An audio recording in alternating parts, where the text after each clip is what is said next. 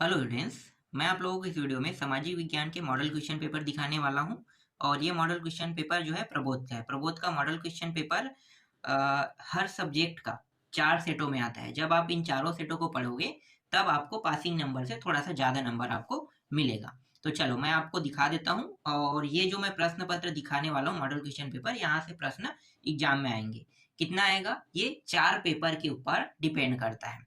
जब आप चारों मॉडल क्वेश्चन पेपर को पढ़ोगे तो चारों मिला के आपको पासिंग मार्क से ज्यादा मिलेगा, है ना। तो उसी हिसाब से इसे आप बांट सकते हो। तो चलो प्रश्न पत्र को मैं दिखा देता हूं और इसमें जो प्रश्न है उनको भी। तो यहां से हम शुरू करने वाले हैं। थोड़ा सा मैं जूम कर लेता हूं, इतना काफी है। पहला प्रश्न देखो, सही विकल्प चुनकर लिखिए। इनमें से कौन नवनीकरण संसाधन नहीं है। देखो, नवनीकरण संसाधन और नवनीकरण संसाधन से अगर प्रश्न आता है तो आपको यह पता होना चाहिए कि नवनीकरण संसाधन किसे कहते हैं और नवनीकरण संसाधन किसे कहते हैं। अगर 2 नंबर में आए तो, है ना, तो ये आपको पता होना चाहिए। देखो, नवनीकरण संसाधन का मतलब ये होता है कि नाम से ही आपको पता चल रहा है कि जो पुनः निर्माण की प्रक्रिया में भागीदारी हो या फिर पुनः निर्माण हो सकता है, उसे हम नवनीकरण संसाधन कहते हैं। जैसे कि यहाँ पे एग्जाम्पल में आप लिख सकते हो, सौर ऊर्जा कभी खत्म नहीं होता है ना। नवनीकरण संसाधन को इस प्रकार से भी समझ सकते हैं, जो कभी खत्म ना हो उसे नवनीकरण संसाधन, है ना। जल भी नवनीकरण संसाधन में आता है, पवन ऊर्जा आता है, वायु जो है, ये सब नवनीकरण संसाधन है। और जो खत्म हो सकता है उसे हम अनवनीकरण संसाधन कहते हैं। तो यहाँ पे क्या कहे, नवनीकरण संसाधन नहीं है कह रहे हैं। तो उत्तर क्या लेना है, नवनीकरण संसाधन नहीं है। इसका मतलब कोयला जो है वो नवनीकरण संसाधन नहीं है, ये क्या है, अनवनीकरण संसाधन है। समझ में आ गया। कोयला कभी भी खत्म हो सकता है, पेट्रोलियम कभी भी खत्म हो सकता है। तो ये कोयला पेट्रोलियम जो है ये अनवनीकरण संसाधन है। न्यू डील की घोषणा किसने की थी। तो न्यू डील की जो घोषणा है रूजवेल्ट ने की थी। तो उत्तर क्या लेना है, अगर ये प्रश्न अगर आपको एग्जाम में देखने को मिलेगा तो रूजवेल्ट लेना है। फांसीवाद विरोधी है। फांसीवाद जो है विरोधी है। किसका विरोधी भाई, लोकतंत्र का विरोधी, है ना। लोकतंत्र क्या होता है, जो जनता के द्वारा सरकार चुना जाता है, इसे हम लोकतांत्रिक सरकार कहते हैं। मतलब यही क्या है, लोकतंत्र है। समझ में आ गया। हमारे भारत देश में लोकतांत्रिक सरकार है, मतलब हम लोग जो चुनते हैं ना वही सरकार में बैठते हैं। आप लोगों को पता होगा, आप लोग वोट डालते हो, है ना। वोट डालने के बाद उसकी गिनती होती है। गिनती होने के बाद जो बहुमत होता है, जिसके पास बहुमत, जो भी दल है जिसके पास बहुमत है वही सरकार बनाता है। तो यही इसी प्रक्रिया को हम लोकतांत्रिक या लोकतंत्र कहते हैं, ठीक है। इसके बाद छत्तीसगढ़ में सन 2012 में पारित हुआ। तो जब भी 2012 या छत्तीसगढ़ में कुछ पारित होने की बात किया जाएगा ना, तो आपको उत्तर एक ही लेना है, चाहे वो खाली स्थान हो या कहीं पे भी हो। ऐसा अगर कोई जिक्र होता है तो आपको क्या लेना है, खाद्य सुरक्षा अधिनियम लेना है। याद रखना, यहाँ पे कुछ भी दिया हो ये कुछ भी नहीं आएगा ना। यहाँ पे जो ब स द ऑप्शन दिया है ये नहीं आएगा। आपको क्या लेना है, खाद्य सुरक्षा अधिनियम ही लेना है। क्योंकि आपके एक अध्याय में पूरा का पूरा खाद्य सुरक्षा अधिनियम से भरा हुआ है और उसमें सिर्फ और सिर्फ खाद्य सुरक्षा अधिनियम के बारे में बताया। तो उत्तर जो है खाद्य सुरक्षा अधिनियम ही आएगा, याद रखना। इसके बाद अगला है, देखो, मराठा और केसरी का संपादन किसने किया। उत्तर क्या लोगे भाई, बाल गंगाधर तिलक ने मराठा जो पत्र है ना और केसरी जो पत्र है इसका संपादन किया था। इसके बाद ब जो है, रिक्त स्थानों की पूर्ति। हरिके बांध से खाली स्थान नहर निकलती है। तो हरिके बांध से इंदिरा गांधी नहर, ये राजस्थान में है ना, तो इंदिरा गांधी नहर निकलती है, तो इंदिरा गांधी लेना है।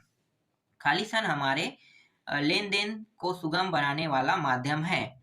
तो क्या लोगे भाई, मुद्रा, है ना। मुद्रा जो है, बैंक में क्या चलता है, मुद्रा चलता है ना। तो मुद्रा हमारे लेन देन को सुगम बनाने वाला माध्यम, या हम कोई भी चीज खरीदी करते हैं तो मुद्रा के माध्यम से करते हैं, तो ये हमारे लेन देन को आसान बनाता है। तो यहाँ पे मुद्रा आ जाएगा। सरकार की आय और व्यय का लेखा जोखा खाली स्थान में होता है। तो बजट में होता है। हर साल बजट पारित करते हैं ना, बजट पेश करते हैं। तो जब भी बजट पेश करते हैं तो सरकार का लेखा जोखा उसमें होता है। समझ में आ गया। बजट सत्र जो कहते हैं ना, ये फरवरी में, जैसे कि अगर हम कहें, केंद्र सरकार की ओर से फरवरी में बजट पेश किया जाता है और राज्य सरकार जो है वो मार्च में बजट पेश करती है। तो जैसे छत्तीसगढ़ में मार्च में बजट पेश होगा और केंद्र सरकार की ओर से, ठीक है, प्रधानमंत्री वाला जो है उसे हम केंद्र सरकार कहते हैं। तो प्रधानमंत्री की ओर से मान लो जो बजट पेश किया जाता है, जो उसके वित्त आयोग है वो बजट पेश करते हैं फरवरी में, तो 1 फरवरी से चालू हो जाता है। इसके बाद जन्म से 6 माह तक के बच्चों को आहार के रूप में खाली स्थान देना चाहिए, केवल माँ का दूध। ठीक है, 6 महीने तक सिर्फ और सिर्फ माँ का दूध देना चाहिए, तो यहाँ पे क्या आएगा, माँ का दूध आ जाएगा। ठीक है, चुनाव के लिए राजनीतिक दलों का पंजीयन खालिस्तान संस्था में होता है, तो ये आपको पता होना चाहिए। ठीक है, चुनाव आयोग आएगा, यहाँ पे देख सकते हो भारतीय निर्वाचन आयोग आया है, आप चुनाव आयोग भी लिखोगे तो भी आपका उत्तर सही रहेगा ना, या भारतीय निर्वाचन आयोग, चुनाव आयोग भी कह सकते हो, एक ही है। इसके बाद उचित संबंध जोड़िए देख लेते हैं। उचित संबंध जोड़िए में पहला सामाजिक विकास। ठीक है, सामाजिक विकास जब भी कहीं होता है तो वहां पे आपको क्या मिलता है भाई, अवसरों की संभावना, है ना। समाज अगर विकास करेगा तो आपको भी अवसर मिलेगा आगे बढ़ने का, तो इसलिए अवसरों की संभावना आ जाएगा। रूसी संघर्ष का नाम है ड्यूमा नाम है। हिरोशिमा पर बम हमला कब हुआ था, 6 अगस्त 1945 को हुआ था। पीसा एक्ट खनन से संबंधित है और मूल्य वृद्धि में सहायक जो है जमाखोरी और कालाबाजारी के कारण होता है। ठीक है, किसी सामान की अगर जमाखोरी किया जाता है ना, जैसे राशन वाला सामान है, चावल है, गेहूं है, ठीक है, दाल है, अगर इनके जमाखोरी कर दिया जाए तो मार्केट में इसका प्राइस क्या होता है, बढ़ जाता है, इसी को हम कालाबाजारी भी कहते हैं। उसके बाद ऊंचे दामों में बेचा जाता है। ठीक है, तो जमाखोरी समझ में आ गया, कालाबाजारी भी आपको समझ में आ गया। चलो अब 2-2 अंक के प्रश्नों को देख लेते हैं। 2 से लेकर 6 तक जो प्रश्न है वो 2-2 अंक के रहेंगे। ठीक है, अपशिष्ट पदार्थ क्या है, किसी वस्तु के उत्पादन के बाद जिन अनुपयोगी तत्वों को फेंक दिया जाता है वे अपशिष्ट पदार्थ कहलाते हैं, जैसे गन्ने की खोई, चारा। जायद फसलों के 2 नाम लिखिए। जायद फसलों के 2 नाम में पहला जो है वो खीरा है, ककड़ी है, तरबूज है, सब्जी है। ठीक है, ये आपको समझ में आ रहा है ना। रबी फसल, खरीफ फसल और जायद फसल, तो सबसे पहले रबी फसल आता है, मानसून की शुरुआत में खरीफ फसल आता है। मानसून की शुरुआत में खरीफ फसल की शुरुआत होता है। खरीफ फसल मतलब जैसे आप लोग जो धान लगाते हैं ना, वो खरीफ में आता है। ठीक है, धान गन्ना ये खरीफ फसल है। राहेर भी खरीफ, राहेर को आजकल रबी फसल में भी ले देते हैं। तो आप कह सकते हो कि जो बारिश के समय होता है ना, जो आप बारिश के समय लगाते हो बरसात के मौसम में, उसी को हम क्या कहते हैं, खरीफ फसल बोलते हैं। और रबी फसल किसे कहते हैं, जो ठंड के समय, जैसे चना, छत्तीसगढ़ में चना लगाया जाता है, गेहूं लगाया जाता है, ये क्या कहलाता है, रबी फसल। और जायद फसल जो तेज गर्मी होता है ना, बहुत ज्यादा गर्मी, मार्च के समय जब आप चना काट देते हो, कटाई करते हो, उसके बाद खेतों में लगाया जाता है गर्मी के समय, तो उस समय लगाए जाने वाले जैसे ठंडा चीज, खीरा, ककड़ी, तरबूज, ये है ना, तो इसी को हम खरीफ कहते हैं। सॉरी, मैं भूल जाता हूँ, इसको हम जायद कहते हैं ना। अगला देखो, ई नीलामी का अर्थ, कंप्यूटर के माध्यम से ऑनलाइन से नीलामी की व्यवस्था करना ई नीलामी कहलाता है। 2 धात्विक खनिजों के नाम बताइए। पहला जो है लोहा है और दूसरा है मैग्नीज। ठीक है, जमीन से खोद के निकाला जाता है। खनिज का मतलब क्या है, जो जमीन से खोद के निकाला जाए उसे हम खनिज कहते हैं। सिंपल शब्दों में इसका परिभाषा है। हिटलर की विदेश नीति के 2 उद्देश्य लिखिए। एक है वर्साय की संधि की अपमानजनक शर्तों को समाप्त करना, दूसरा जर्मनी की सीमाएं फैलाना तथा अपने खोए प्रांतों को वापस प्राप्त करना है। और यहाँ पे दूसरा जो है संयुक्त राष्ट्र संघ की स्थापना के 3 उद्देश्य लिखिए कह रहे हैं। इसके अंदर 2 प्रश्न दिया हुआ है, ऐसा कभी आता नहीं है। ठीक है, एक ही प्रश्न रहेगा, यहाँ पे 2 प्रश्नों को अलग अलग करके ऐड कर दिया है। तो उत्तर है विश्व शांति एवं सुरक्षा को बनाए रखना, अंतर्राष्ट्रीय जगत में मैत्रीपूर्ण संबंध स्थापित करना।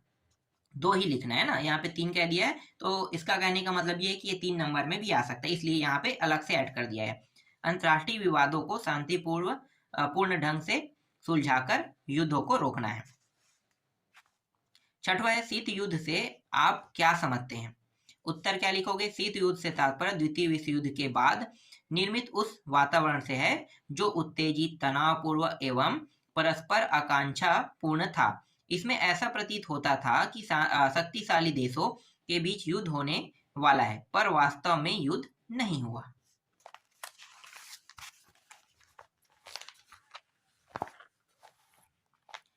सातवां प्रश्न है किसी देश में लिंगानुपात कम होने पर क्या होगा।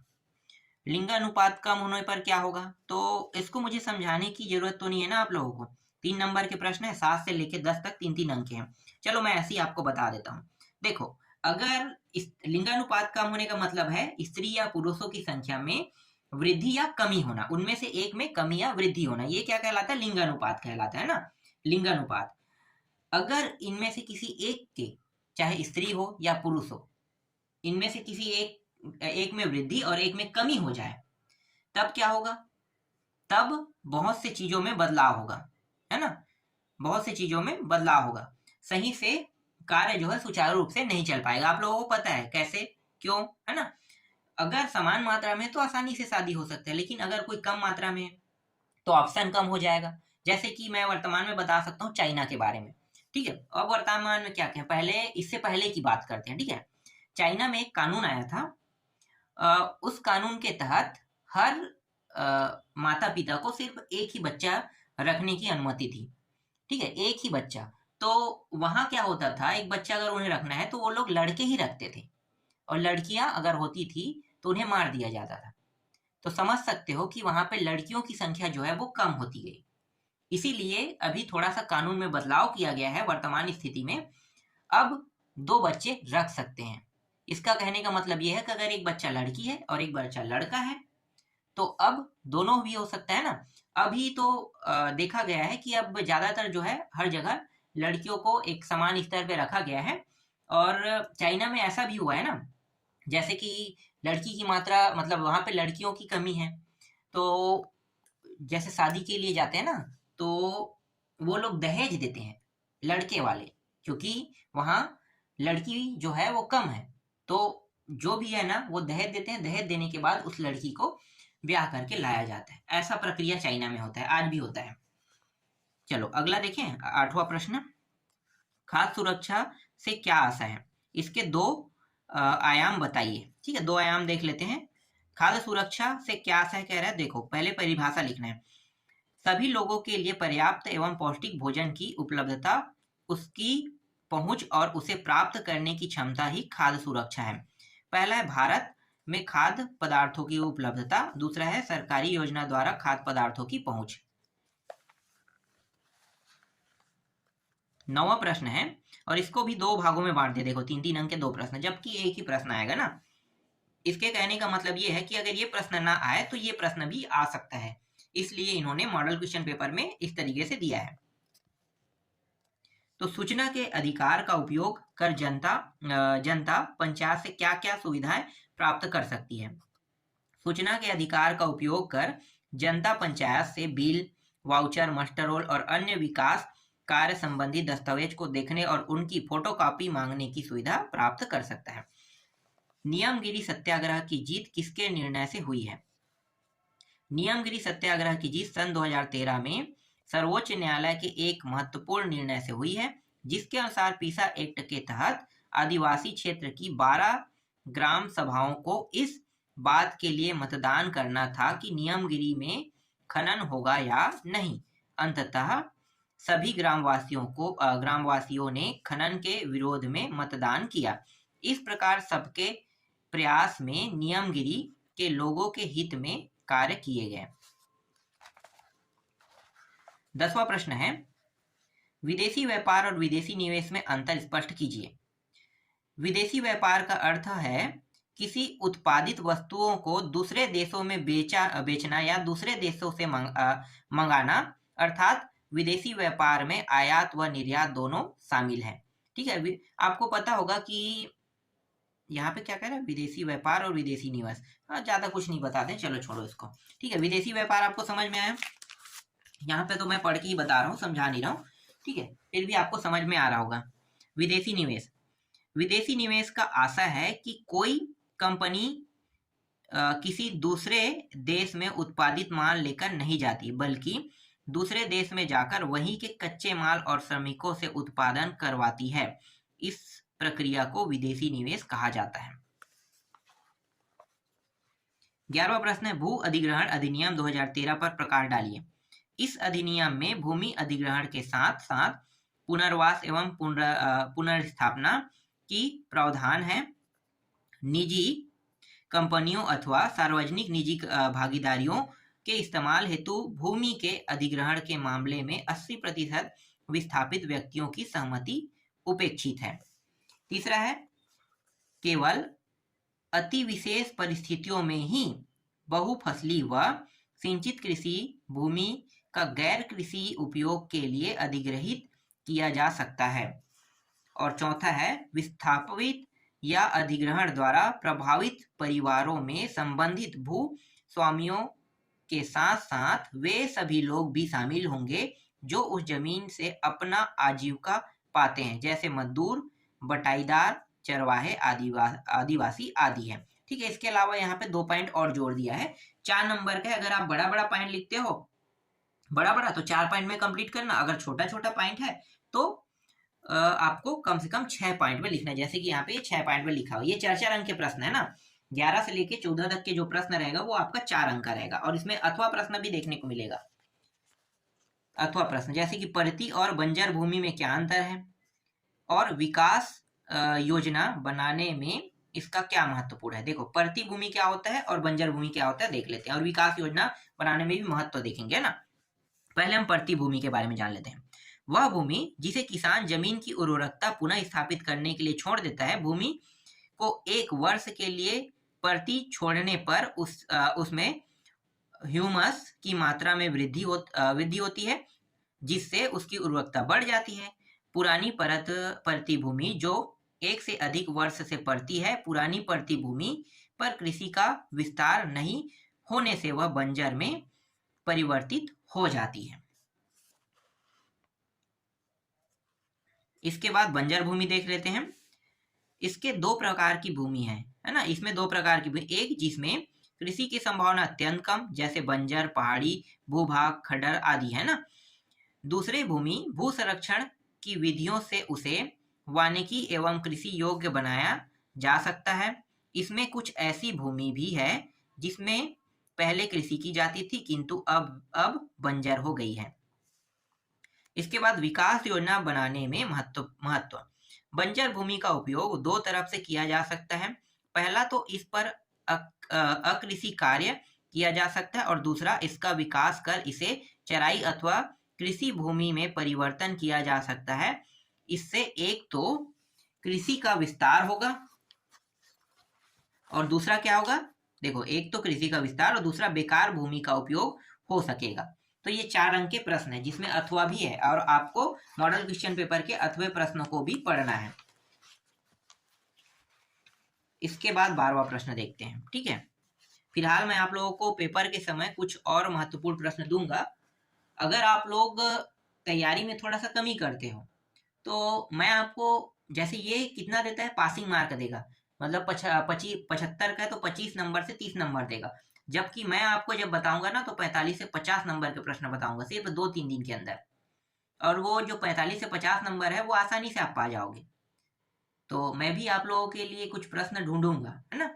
अभी तो आपका पेपर आने में समय है इसीलिए, लेकिन जो हमने आईएमपी सूची दी है उनको आपको नहीं छोड़ना है। आईएमपी सूची को आपको पढ़ना ही है, उस आईएमपी सूची से ही प्रश्न बनेंगे। और अगर आपको ज्यादा अच्छा नंबर लाना है, जैसे 80%, जैसे 75 नंबर का प्रश्न पत्र है तो 60 नंबर आपको लाना है, 60-65 नंबर, तो आप आसानी से ला सकते हो। जो हमने आईएमपी सूची दी है उनसे 60 से 65 नंबर का प्रश्न वहां से फंसेगा ही फंसेगा। ठीक है, लेकिन अब जो हम बताते जा रहे हैं उनमें से थोड़ा कम होते जाएगा। जैसे अभी मॉडल क्वेश्चन पेपर बता रहे हैं, 4 सेट पढ़ोगे तो 25 से 30 नंबर, 35 नंबर ही आप लोग पा पाओगे। लेकिन जब हम पेपर के समय होता है ना, तब हम प्रश्न बताते हैं तो वहां से आप 45 नंबर से 50 नंबर के बीच प्रश्न मतलब नंबर वाले भी बताते हैं। ठीक है, तो इस प्रकार से हम आप लोगों की मदद करते हैं, इसीलिए आप लोगों का प्रतिशत है वो डाउन नहीं होता है, अच्छे से आ ही जाएगा। चलो अगला देख लेते हैं। और हाँ, ये जो बता रही इनमें से कुछ न कुछ प्रश्न यहाँ से आएगा ही आएगा। देखो यहाँ पे इसे नहीं, दोनों अलग अलग प्रश्न है क्या, नहीं, एक ही प्रश्न है। जब महिलाएं कारखाने व दफ्तरों में काम करने लगी तो परिवार और रणनीति में उनका भूमिका में क्या बदलाव आए होंगे। दूसरा क्या कह रहे हैं यहाँ पे, विश्व युद्ध के दौरान विभिन्न देशों में महिलाओं की स्थिति में आए बदलाव के 4 प्रभाव लिखे कह रहे हैं। दोनों एक ही है ना, महिलाओं से संबंधित है। तो देखो क्या क्या बदलाव हुए। पहला है, महिला कारखाना और दफ्तरों में काम करने लगी तो वे अपने आप को सामाजिक रूप से जिम्मेदार महसूस करने लगी। पुरुषों के अभाव में पारिवारिक जिम्मेदारी ने उन्हें स्वतंत्र विचार करने की प्रेरणा प्रदान की।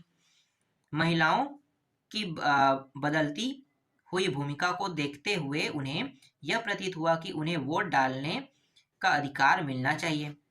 इस प्रकार परिवार व राजनीति में उनकी भूमिका में परिवर्तन हो गया। अपने अधिकारों व हितों की रक्षा को लेकर सचेत हुई। इस तरीके से यहाँ पे जो पूछा है इनका उत्तर है। ठीक है, महिलाओं की बदलाव में 4 प्रभाव के, ये 4 प्रभाव हो गया। अब अगला प्रश्न देखते हैं। देखो, प्रथम विश्व युद्ध के कोई 5 परिणाम लिखे गए हैं। 5 परिणाम मैं ऐसे ही आपको बता देता हूँ। ठीक है, इसमें जो अंदर में जो टॉपिक लिखा है उनको आप लोग खुद पढ़ना और खुद भरना। ठीक है, 3 राजवंशों की समाप्ति। ठीक है, प्रथम विश्व युद्ध के 5 परिणाम में पहला है 3 राजवंशों की समाप्ति, दूसरा सामाजिक परिणाम, तीसरा है सैन्य प्रवृत्ति का प्रबल होना। ठीक है, धीरे धीरे पढ़ रहा हूं क्योंकि यहाँ पे जो लिखा हुआ है आप लोग आसानी से देख सकते हो। और इसमें 5 पूछे है ना, 2 और है भी। इसके बाद है अमेरिका के महत्व में वृद्धि, और 5वां है अल्पसंख्यकों की समस्या। ठीक है, 5 हो गया। अब 13वां प्रश्न देखो, हिटलर और मुसोलिनी में क्या क्या समानताएं थी, लिखिए। हिटलर और मुसोलिनी तानाशाह में निम्नलिखित समानताएं थी। पहला, दोनों अति राष्ट्रवादी में, अर्थात वे अपने ही देश को सर्वोच्च बनाना चाहते थे। दूसरा है, दोनों लोकतंत्र के कट्टर विरोधी थे।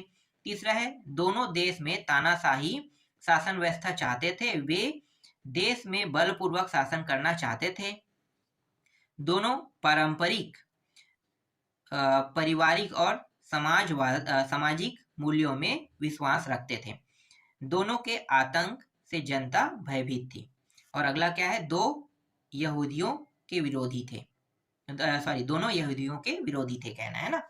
इसके बाद इसमें अथवा भी प्रश्न दिया हुआ है।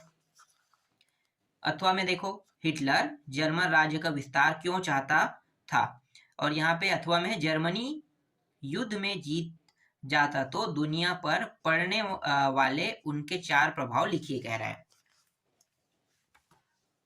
अब ये जो है ना, ये अपने हिसाब से इन्होंने प्रभाव बनाया है। ठीक है, क्योंकि जीतने के बाद ही पता चलता, लेकिन दोनों बार ही हार गया। प्रथम विश्व युद्ध भी हार चुका था, द्वितीय विश्व युद्ध भी हार चुका है जर्मनी।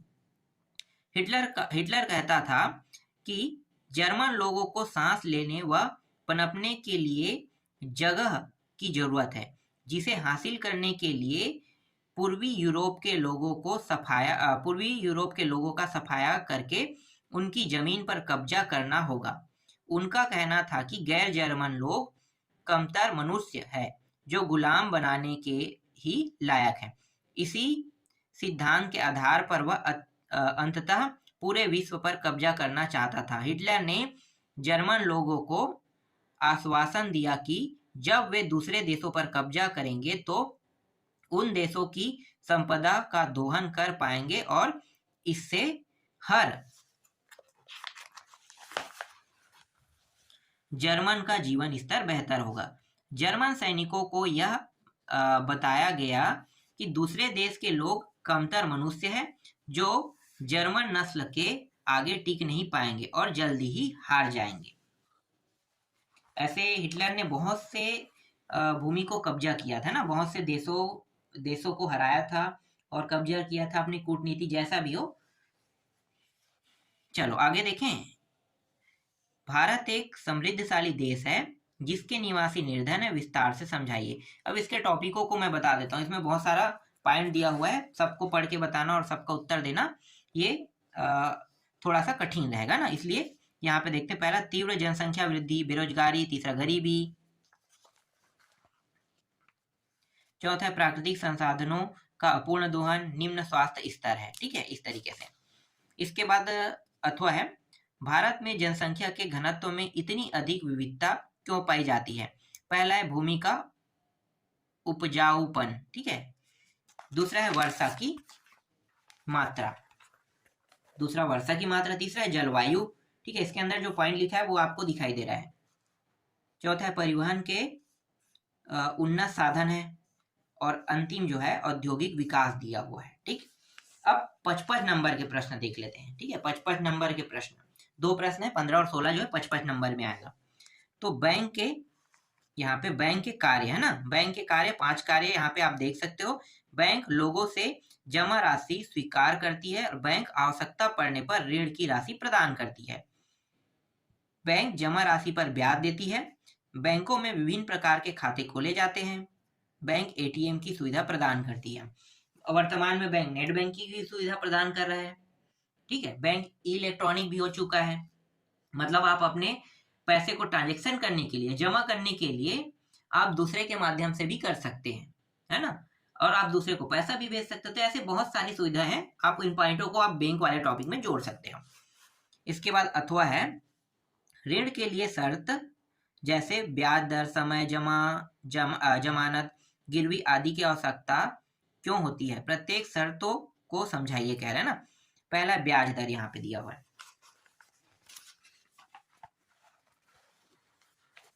दूसरा है समय, तीसरा है जमानत, चौथा है यहाँ पे गिरवी। ठीक है, 4 पॉइंट दिया हुआ है, 4 काफी है। 5 नंबर में अगर बड़े बड़े टॉपिक लिख रहे हैं तो 4 पॉइंट काफी है। अगर चाहो तो इसमें 1-2 पॉइंट और लिख सकते हो, लेकिन मुझे भी नहीं पता तो आपको कहाँ पता रहेगा ना। इसके बाद देखो 16वां प्रश्न। 16वां प्रश्न है, बहुराष्ट्रीय कंपनी किसी देश में उत्पादन इकाई क्या कह रहे हैं, एक मिनट, उत्पादन इकाई लगाने के पूर्व किन किन बातों का ध्यान रखती है।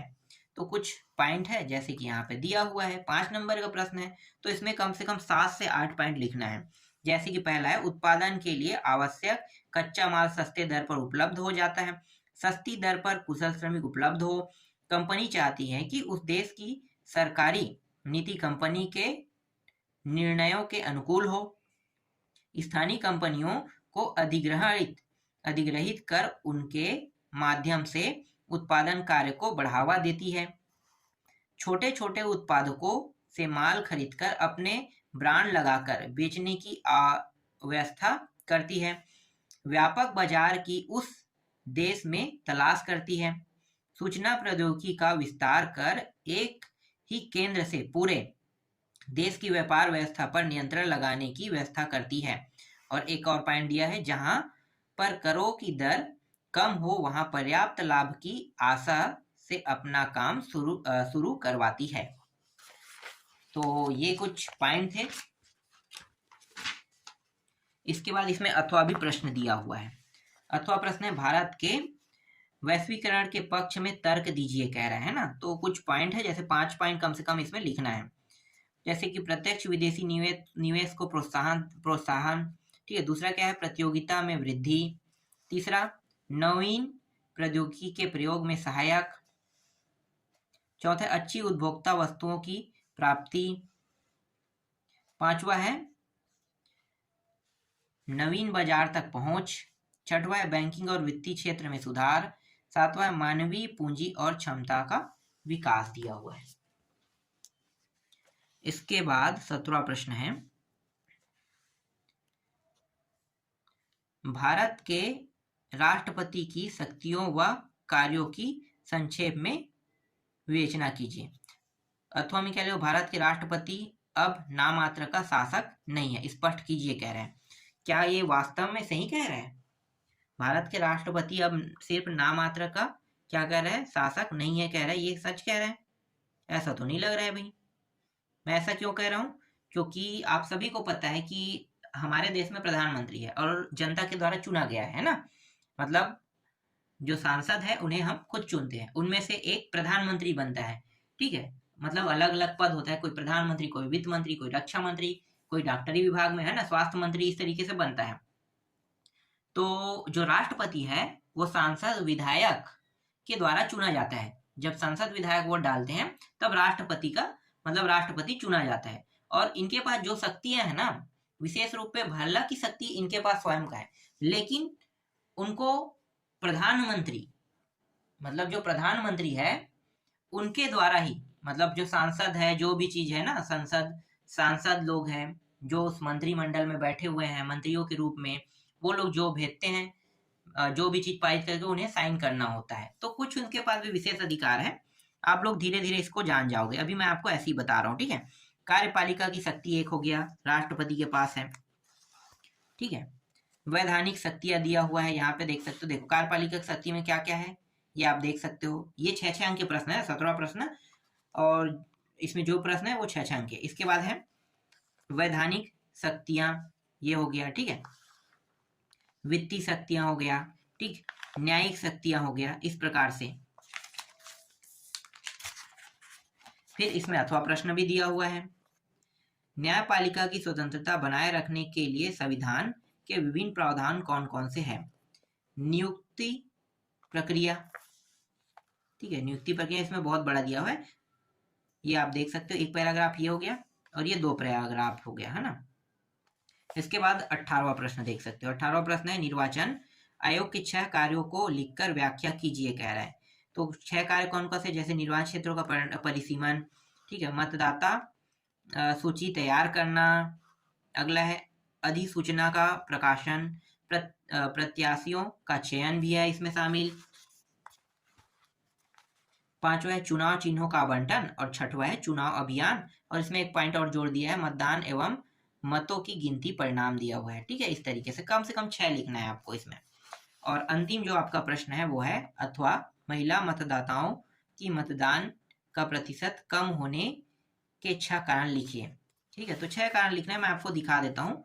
जैसे कि यहाँ पे आपको 3 दिखाई दे रहा है और 3 और है, 4 से लेके ये रहा 6 कारण, ठीक है। इन सभी को आपको क्या करना है, याद कर लेना है। तो जो मैं बता रहा हूँ यहाँ पे प्रश्न पत्र, जो मॉडल क्वेश्चन पेपर है, यहाँ से प्रश्न आएंगे, इसलिए इन सभी प्रश्नों को आपको याद कर लेना है। इसके अलावा और भी जो प्रश्न है वो आपको मैं पेपर के समय देते रहता हूँ, जो 100% आने वाले होते हैं, तो वो मैं आपको जल्द ही दे दूंगा। लेकिन अभी आपका पेपर होने में कुछ समय है, इसलिए रोक दिया गया है।